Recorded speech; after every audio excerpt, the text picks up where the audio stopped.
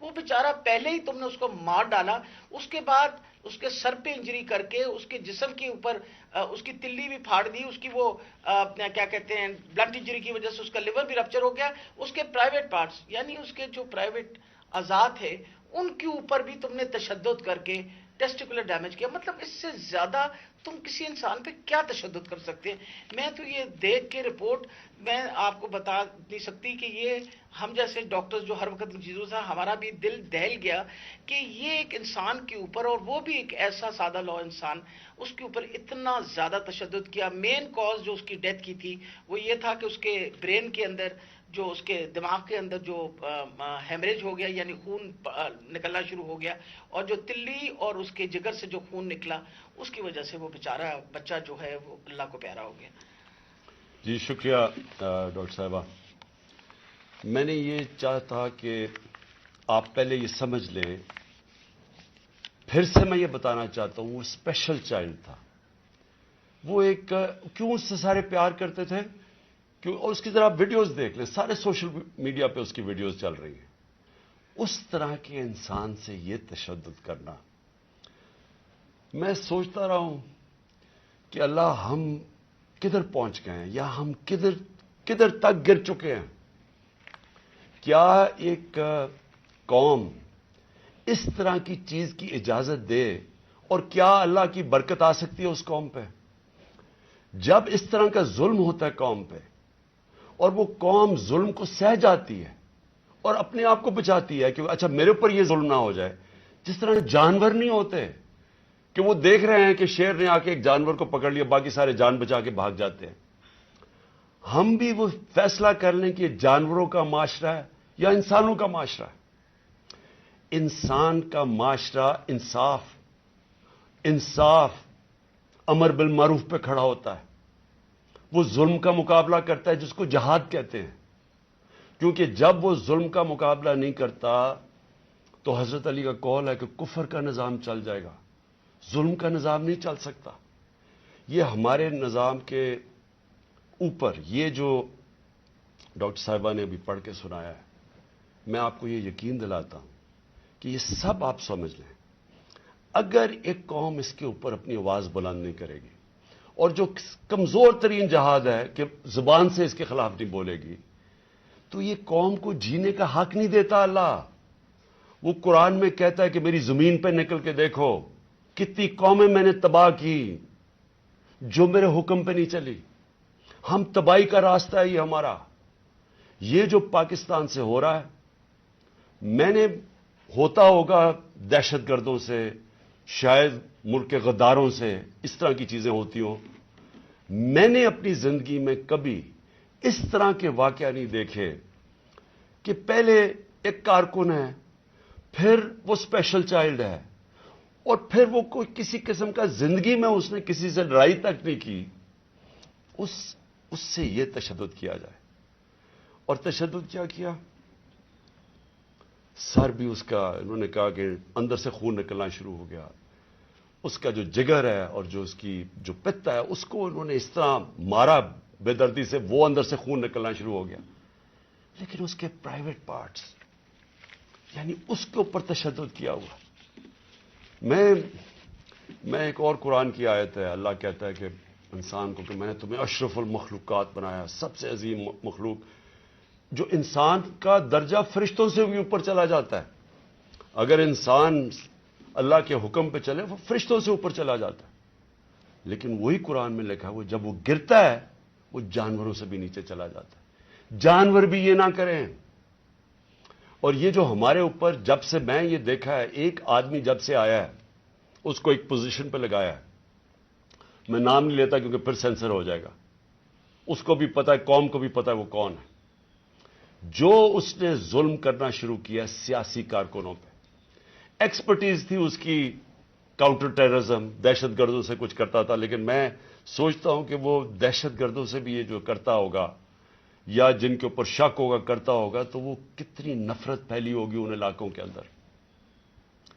تو یہ جب سے وہ آیا، پہلے ہم نے شہباز گل کا، پہلے ہم مانے ہی نہ کہ شہباز گل سے یہ ہوا. وہ شہباز گل ابھی تک ٹھیک نہیں ہوا. جو انہوں نے اس کے اوپر تشدد کیا ہے، ایک یونیورسٹی پروفیسر پاکستان آتا ہے، چھوڑ کے ملک کے لیے ایک خواب دیکھ کے آتا ہے، اس کو جو انہوں نے ننگا کر کے جو اس کے اوپر تشدد کیا وہ ابھی تک ٹھیک نہیں ہے. کون سا وہ دہشت گرد تھا؟ پھر اعظم سواتی سے جو کیا انہوں نے. یعنی ہم اگر قوم یہ چیزیں بھول جائیں گی، ایک دن آپ کا بھی وقت آ جائے گا. ایک سینیٹر 75 سال کا آدمی، اس کو صرف ایک ٹویٹ کرنے پہ اوپر کہ باجوہ صاحب شکریہ NRO2 کا. کون سے دنیا کے ملک کے اندر یہ جرم ہے کہ شکریہ باجوہ صاحب NRO2 کا؟ لیکن وہ کوئی سپر کنگ، کوئی فرعون کہ کسی کی جرت پڑ گئی، رات کو اس کو مارا، پوتیوں کے سامنے اس کو 3 بجے آ کے گھر میں تشدد کیا، پھر اس کو اٹھا کے لے کے گئے اور نامعلوم افراد کے حوالے کیا جنہوں نے ننگا کر کے اس کے اوپر تشدد کیا. اور جب اس کو مار رہے تھے تو سنا رہے تھے اس کی چیخوں کی آوازیں، اور اس میں بتا رہے تھے اس کو کہ بتاؤ یہ عمران خان سے کیا جائے گا. یہ ان لوگوں سے پالا پڑا ہوا اس قوم کو. اس کے بعد ارشد شریف سے وہ سب کو پتا ہے کیا ہوا. کیا ارشد شریف کا قصور تھا؟ ساری قوم جانتی ہے کہ وہ رائے حق کا آدمی تھا، کوئی اس کا ضمیر کی قیمت نہیں تھی، کوئی اس کو خرید نہیں سکتا تھا، ڈرا نہیں سکتا تھا. اس جیسے جرنلسٹ سے، صحافی سے انہوں نے کیا. اور پھر سوشل میڈیا کے بچوں سے میں نے آپ کو بتایا، ماں باپ کا مجھے آیا کہ ہمارا بیٹا ابھی تک ٹھیک نہیں ہوا. کوئی ٹویٹ کرنے پہ اس کو اٹھا کے لے گئے، 2 دن اس کو رکھ کے یہی ننگا کر کے مارا. وہ کہتے ابھی تک وہ ذہنی طور پہ ٹھیک نہیں ہوا. کتنے سوشل میڈیا کے بچوں نے مجھے یہ بتایا کہ انہوں نے ٹویٹس کے اوپر اٹھا کے لے گئے ان کو. دہشت کہ کیسے کسی طرح ہم ان کو بھیڑ بکریوں کی طرح بنا دیں، خوف اتنا پھیلا دیں کہ ان کو غلام بنا دیں.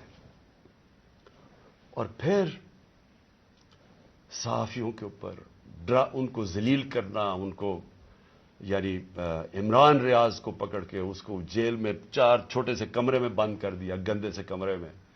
اس کو سمیع ابراہیم جیسے صحافی کو اس کو جا کے ذلیل کرنے کو، ایاز امیر دانشور اس سے جو کیا ہے. جمیل فاروقی کو اٹھا کے وہ بتا رہا ہے ننگا کر کے، اس کو ننگا کرنے کا شوق ہے. سائیکوپیتھ ہے، میں آپ کو بتا رہا ہوں، نارمل آدمی اس طرح نہیں کرتے. یہ کوئی پرابلم ہے، کوئی ذہن کے اندر ذہنی مریض ہے جو اس طرح کا تشدد کر سکتا ہے. اور یہ جو ہوا ہے، اب یہ ذرا کہانی سنیں. تھا کیا؟ الیکشن اناؤنس ہے 30 اپریل کو. میں بار بار کہہ رہا ہوں کہ جب الیکشن اناؤنس ہو گیا تو ایک پارٹی نے اپنی لانچ کرنی تھی کیمپین. آگے دن تھوڑے سے روٹ اپروو ہوتا ہے، ڈاکٹر صاحبوں کو پتا ہے، ان کسے طے ہوتا ہے اچھا اس روٹ پہ جانا ہے. ان کو کہتے ہیں جی تھوڑا سا آپ کو دہشت گردی کا خطرہ ہے، آپ کو دھیان رکھنا پڑے گا، تو دھیان رکھیں.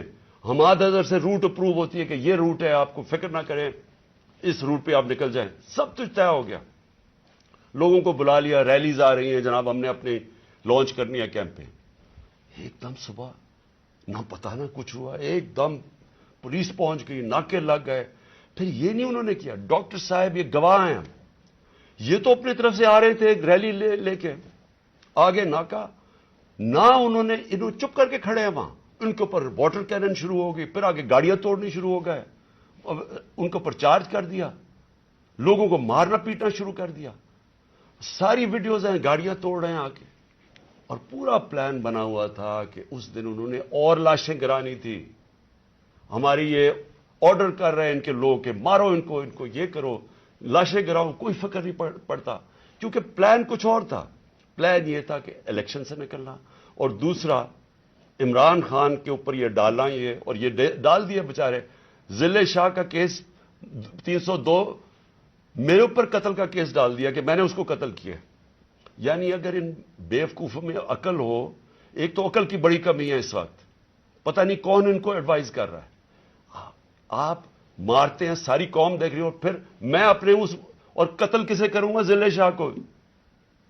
یعنی جس طرح میں نے بڑے زندگی میں قتل کیے ہیں، اور جس طرح 26 سال میں ہم نے بڑے کئی لوگوں کو قتل کروایا، ساری ہماری پرامن رہی ہیں.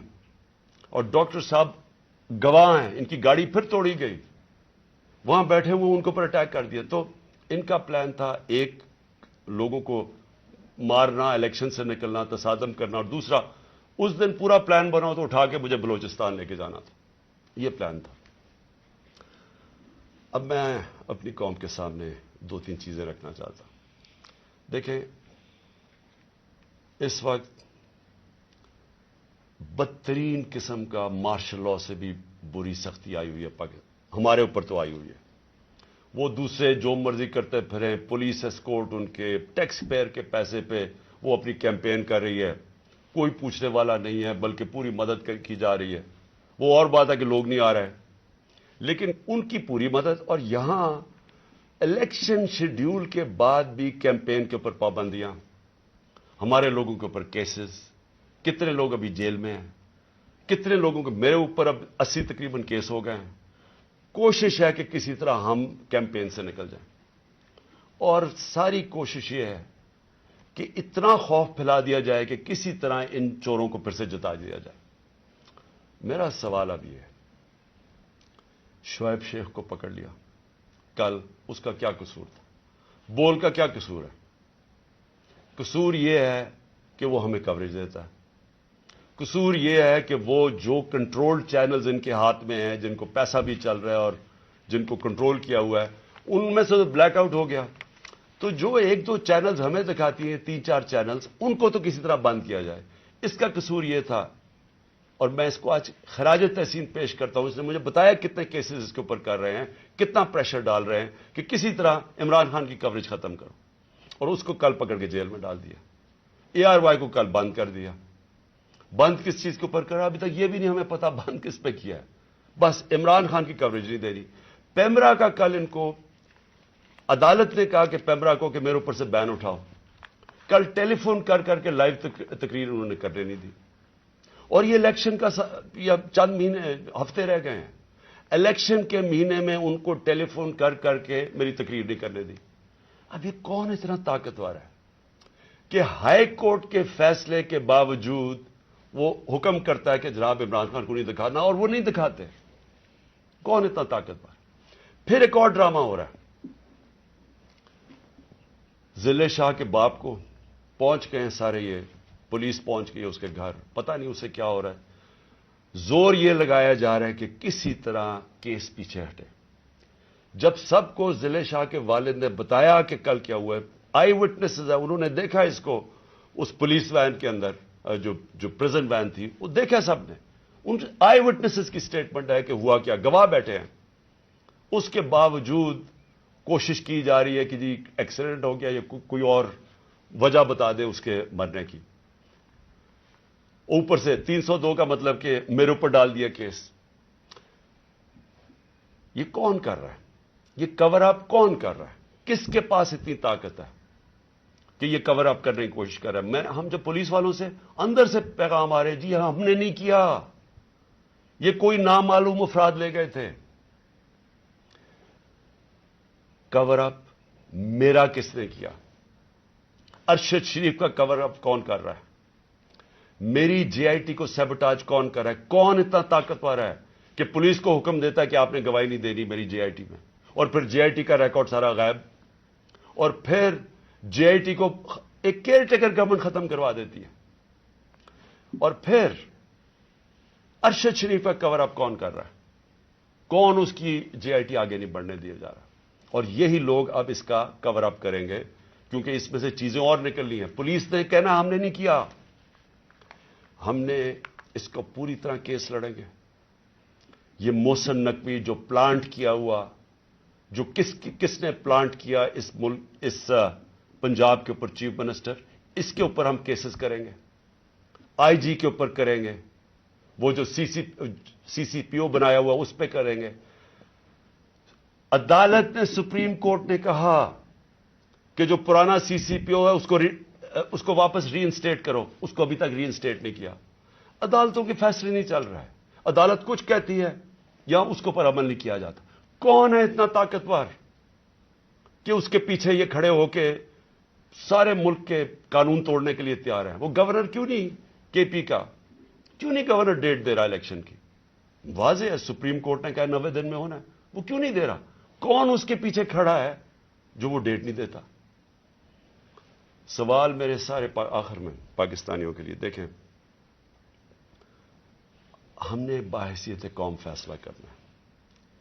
کیا ہم نے اس جنگل میں رہنا ہے جس کا کوئی اب مستقبل نہیں ہے اور اپنی تباہی کا راستے کی طرف جا رہا ہے؟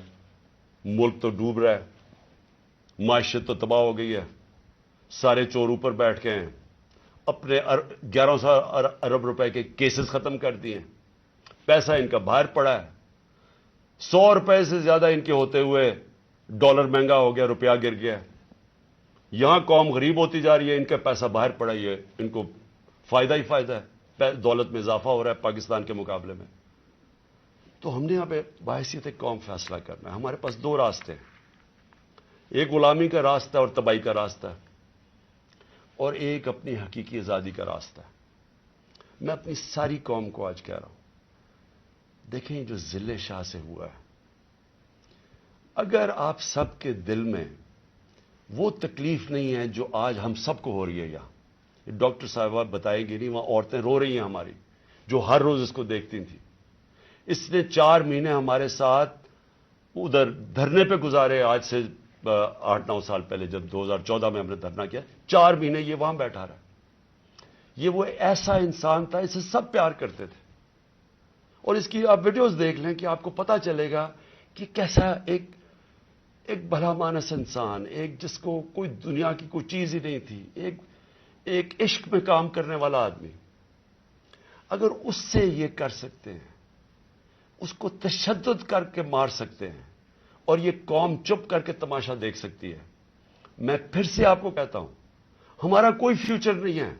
میں نے برطانیہ کے اندر اپنا ٹائم گزارا, کرکٹ کھیلتا تھا 15-20 سال. ادھر اس طرح کی چیز ہو, ساری قوم سڑکوں پہ ہوتی ہے, کوئی زندہ قوم ہے, وہ قوم امر بالمعروف پہ چلتی ہے. اس کو جہاد کا مطلب پتا ہے کہ جہاد ہوتا ہے ظلم کا اور ناانصافی کے سامنے قوم کھڑی ہو, وہ زندہ قومیں ہوتی ہیں. میں ساری اپنی قوم کو کہتا ہوں, یہ جو لوگ ہماری بدقسمتی ہے کہ یہ جو زرداری اور نواز شریف اور شہباز شریف جو 30 سال سے جرم پیشہ لوگ اس ملک کو لوٹ رہے ہیں اور ہر قسم کا جرم کرتے ہیں, یہ بیٹھے ہیں, اور جو 2-3 نامعلوم افراد جو اس کو جکڑ کے بیٹھے ہوئے, جن کا میں نام نہیں لیتا کیونکہ پھر کٹ جائے گا, انہوں نے یہ ملک کو ادھر لے کے جا رہے ہیں. سارے پاکستانیوں جن کا جینا مرنا ادھر ہے, ہماری طرح کے لوگوں کا, ساروں کو یہ آج سمجھ آنا چاہیے کہ یہ ہم سب کی بربادی ہے. ان کو کوئی فرق نہیں پڑے گا, کیونکہ جنہوں کے پیسے باہر پڑے ہیں, جن کے ڈالرز باہر پڑے ہوئے ہیں, ان کو کوئی فرق نہیں پڑے گا جس طرف یہ قوم جا رہی ہے. اس لیے ساری قوم کو میرا آخر میں پیغام ہے کہ یہ وقت ہے ہم سب کھڑے ہوں اس کے خلاف. میں جو انہوں نے کیا پرسوں, یعنی جو ظلم کی انتہا کی, ساری قوم کے اوپر ہے. یہ ہمارا جرم کیا تھا؟ آپ اگر کوئی جرم بھی نہ کریں, آئین اور قانون کے بیچ میں چلیں, اور پھر آپ کے اوپر ڈنڈے برسائیں, لوگوں کو ماریں, گاڑیاں توڑیں اور قتل کر دیں, ایک وہ انسان یعنی جس کو شاید اتنا تکلیف نہ ہوتی اوروں کی جتنی اس کی ضلع شاہ کی تکلیف ہے. میں ساری قوم کو آج کہتا ہوں کہ آپ سب تیاری کریں. ہم نے اس حقیقی آزادی کی جہاد میں ہمیں سب کو تیار ہونا چاہیے کہ ہماری جان بھی چلی جائے, لیکن ہم نے اب پیچھے نہیں ہٹنا. پاکستان زندہ باد.